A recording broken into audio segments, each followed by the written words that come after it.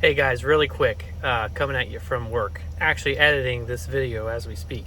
I just wanted to give a big shout out to the sponsor of this whole entire build series, which is a clothing company called All for Family Clothing.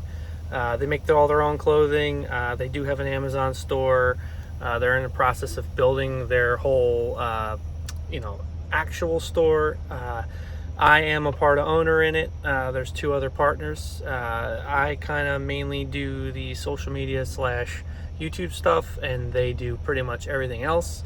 I just wanted to give them a shout out, and if you guys like this project, I'll leave a link in the description. If you want, you can order a shirt, which will help this project, and it's a little way that I can give thanks, and as well as a way that you guys can give a hand on this project. So yeah, really appreciate it. Just want to give them a shout out. All for Family Clothing.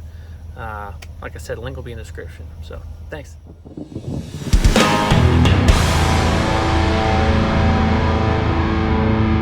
right, so today we have to square all this off. So this is a piece that I cut out of the other Crewmanche over there, and I had to slice this. This naturally tapers down, and nothing would have lined up. So you have to slice this and slightly pry the roof up just a little bit so that you can weld in your new. I mean, it's not enough to cause an issue with the door sealing, like at all, because you have to do the same thing to the door. So the door naturally tapers down as well. I learned that. So I'm currently working on this side. I have a high reach jack, jacking it up after it's been sliced, and then I have a ratchet strap pulling it together, and I have it lined up with this. So when you go from gutter line to gutter line, we're almost damn near perfect. This right now is not. I have to mess with it a little bit more, but that's how we're gonna do it. And we're gonna cut the new piece to fit, weld it in, and then this piece is done. We can worry about the skin probably another time. For now, I'll just lay the piece of skin over it, but here's the Crewmanche I cut it out. I bet that's gonna hurt some people to see. Giant hole in the Crewmanche roof. It's actually kind of cool. It's like a Toyota Supra. All right, so we got to work on getting these springs measured up and mounted to where they're going to be on the frame. So I got to build a drop-down mount that'll line up with the original leaf spring mount. And as far as the back, I actually don't know where to put that. I have to line it up where it was on the Cherokee. Now, my good buddy on the other side of my town here, on my little lake town here, has a Cherokee, so he's going to swing by in a little while, and we're going to take some measurements off his so I know where to put that point. We did get the bed off the Crewmanche.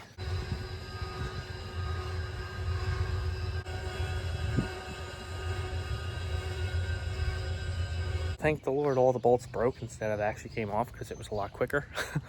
But yeah, I'm going to work on this, and hopefully by the end of today, this thing is sitting on all four wheels. Right now it's still sitting on that, like kickstand, if you will. My goal today is to have this sitting on all four wheels. That's it. That's my only goal. So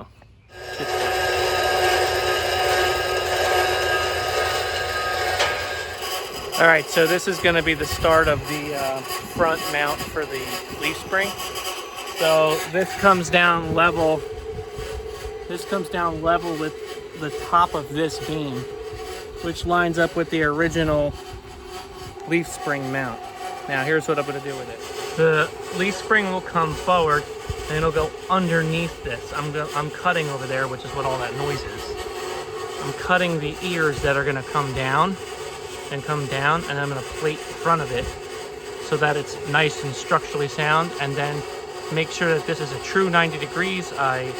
They pretty much are. And then I'm going to gusset this up to the frame, so this will be super, super strong. It's all 3/16. I did a 3/16 plate on the outside of this 1/8" box tube. I think that's probably enough, but I'm going to go ahead and add another plate on the inside as well, so it'll be double plated. So this way, the joints from this piece of metal to that piece of metal will be strong, and then from this piece of metal to that piece of metal are obviously strong. This is all welded. There's a gusset there. I know this stuff looks a little rusty, but it's really not that bad. It's just, I'm building this outside, and it's very humid, so no matter what, it gets rust on it. I just clean it before I weld it. And then I'm gonna, once this side's complete, I'll do the other side as well, and then we'll mark where the holes are gonna go, drill the holes, and then we'll roll the axle forward put the bolts in, and then we'll have an idea of where to start the back. The way the Crewmanche beds are bolted to this kind of a joke of a frame, which is just, you know, exhaust tubing basically, I am not going to be doing. This has like these little bolts in the corner, little bolts there, here and there. No, this is getting grade 8 bolts right up the center through the actual deck, like a real pickup truck. So it'll actually be strong.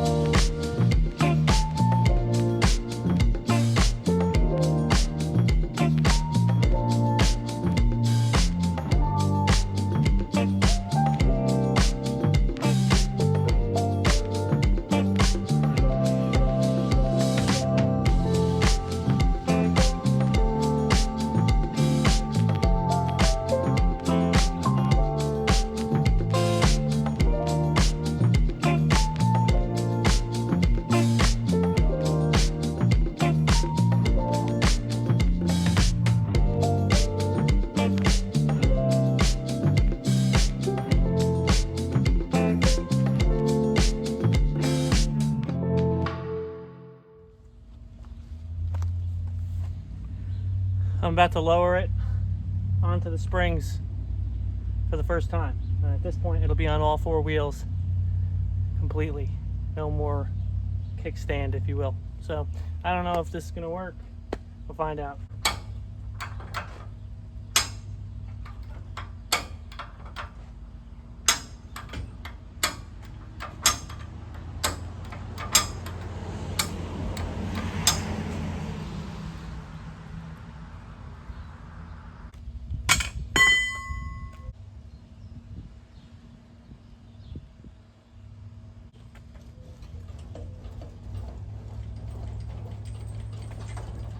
All right, I can already tell you that I'm gonna have to shorten those rear shackles. It's just sitting too high in the back. Now I understand there's no bed on there, and that will sag it down a little bit in the back, but I think for now we're gonna leave the shackles the way they are. I can always shorten them in the future. We'll see how she sits once the actual bed is on it, and the cab is complete, and the extra weight from that, and the fuel tank, which is going to go all the way in the rear. We're going to see where we're sitting there. Right now it has nothing on it, so we'll see where we're sitting at that point in time. I mimicked exactly where the mounts on the Cherokee were, so that is the height and the width. That's where that mount was much higher. Now I had a stock shackle.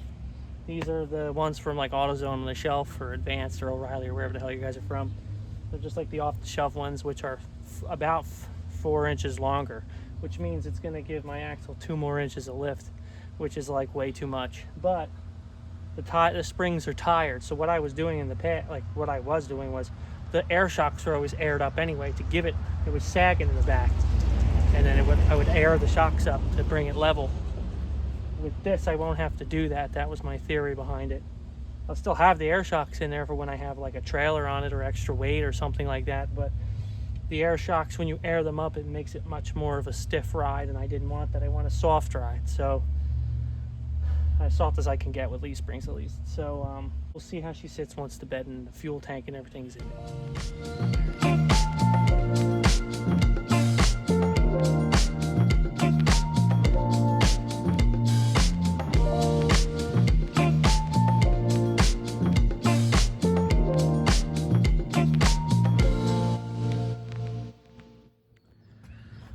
Okay, so I rough placed the bed on here to get an idea of where I had to chop these frame rails, which turned out to be 59 inches from the face of this perch. So there was a couple of other things I had to cut off on the bed. I'll show you right now. All right, so here's the bed. This is where the fuel tank used to hang, obviously, because there's the fuel filler neck. Right here was some kind of like, not really a mount. It just kind of rested up against the frame of the Crewmanche. Well, this one's in my way. That one is not going to be a problem, but this one's in my way. So I cut it off. These are not in my way, so I don't care about them. But down there, I had to cut this bolt off. And that I had to cut, see this ear here? I had to cut that one out, and the same on the other side. So now the frame rails will end just before this. But they will be sticking down enough for me to attach to for a bumper. I'm not so much worried about the bumper being crazy strong, because I'm not going to have my hitch on there anymore. I actually have a class 3 hitch over there that's going to go on this. So it'll actually have like a legit hitch. So that's where we are. I'll probably just cap these just so that, you know, keep the water and stuff out of them as best as possible. And just for the record, before I actually paint this, I am gonna go with a flap disc and get all the rust off this, because I'm sure some of you, that's boiling your blood to see some rusty metal, but I'm building this thing outside. So, you know what I mean? Like, I just did this yesterday, it was fresh. It did not even rain, and look, it's starting to rust already, so, you know what I mean? But it's funny looking now that I trimmed that. It almost looks like silly short, but the bed sticks out further than the frame rails here, so. Also, for the shocks, I absolutely hate the way I did this back in the day, but for now, I'm gonna leave them because they are strong, they're not going nowhere. And then ironically, the shocks just happen to line up like pretty much almost perfect with the frame rail. I'm just gonna slide them over so they'll sit like that straight up. These are the air shocks I was telling you guys about. Nice part is I probably, because it sits higher now in the back, I probably won't even need to really inflate them that much. But if I need to, you know, if I need that extra little bit of space, at least I have the air shocks in there. Or if I ever like tow the trailer, or if it sags a bit with my boat, which I believe it will, you know, just air up the shocks a little bit, and then that'll be good. I kept the harness. The harness is still in this bed. This is for both the tail lights and the license plate lights. And then over here, I have, this is the harness that runs into the cab, that plugs into that plug over there. So I'll cut this on the inside of the cab, and then I'll actually, you know, run this harness down the frame, you know, up into this cab and tie into the 1995 Jeep's harness that went towards the back. And then that should take care of my taillights and blinkers and the whole nine. So this is where we're at right now. I'm gonna test fit the bed again, see how we're looking. First, I'm gonna actually weld some gussets into that, just so I can finish that, and then I'll test fit the bed. And then once I have the bed test fit and it's sitting where I want to, then I can figure out where I'm gonna put the fuel tank.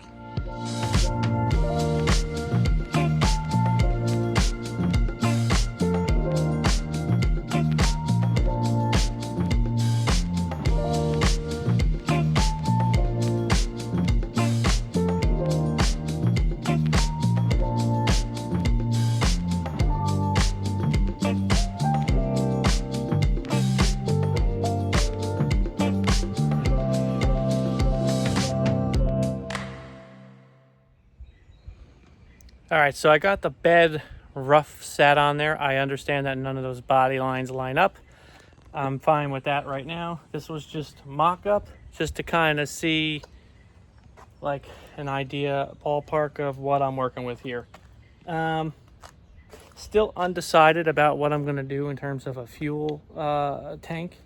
I have my fuel tank right there.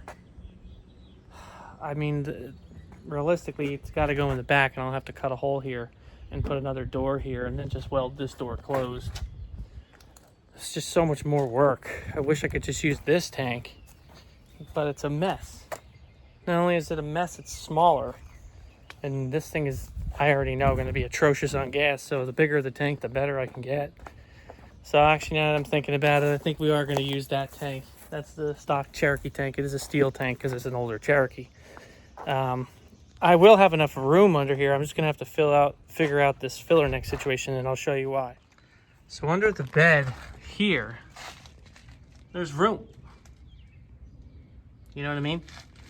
And on top of that, there's a bulge in the floorboard of the bed to make room for that filler neck. Now back here, there is no bulge, number one, obviously, because you didn't need one because there was no filler neck. But my leaf spring hanger is like right here. So that's gonna be tight coming in here, and snaking, like, I guess, probably I'm gonna guess and say it's gonna be up in here. So I'll have to notch the frame. I may have to notch the frame a tiny bit. This might be enough room because the frame's a little bit lower, a little bit of a miscalculation error, but it's not the end of the world. I can always shim it and bring it up, so I'm really not worried about that. But this is gonna take some modification for sure, because I want that to like look good and not be crappy. So got the shocks mounted, built quick little mounts there. You can kind of see it, welded them on, bolted them in. So now like my shock and my spring is just bang on. And you can see my axle's actually leaning a little bit further back. You can kind of see from the trajectories how this is a little bit higher of where it used to be. So I'm gonna have to modify the living heck out of this thing because the axle now needs to be pitched down. It's pitched too far back, so I'm gonna have to pitch it down. One other thing that I definitely miscalculated was I wasn't counting for spring. When the spring goes down, the wheel goes forward. I thought I was gonna settle back, so if you notice, the wheel is too far forward, which is gonna absolutely drive me crazy. However, I have room on my mounts to bring the axle back 1.5 inches. I think it's probably about 1.5, 2 inches too far forward. So 1.5 inches backwards will be just fine. There's a better view of it. No, I am not trimming the bed. No thanks. I want the actual bed, bone stock, unmodified rather. From this angle though, she looks pretty good, you know what I mean? But yeah, it's gonna be pretty cool. Definitely a big truck for sure. I'm also doing away with these old fender flares and this whole front piece. My original idea was to put a winch in here. I am not doing that. This was my original front bumper. These were D-rings. I had cut them off because I couldn't really use them because this was in the way.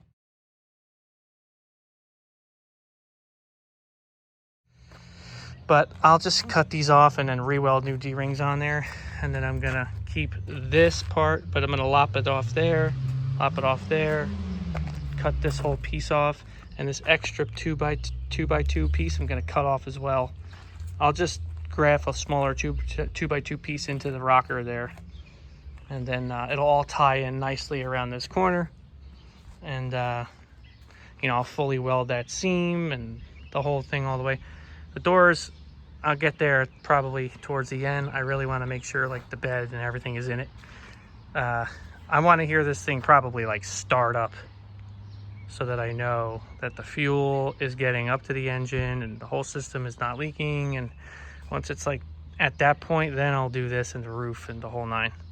Clean this up because I'm probably going to spend a full day on one door and a full day on the other door just to really get them like perfect, because that's important to me that those are perfect. And unfortunately this one's going to take a ton of body work to get all the dents, and this one's a mess, but whatever, it is what it is. It's what was affordable and available to me at the time, so make do with what I got kind of thing. It's really starting to look like something now though.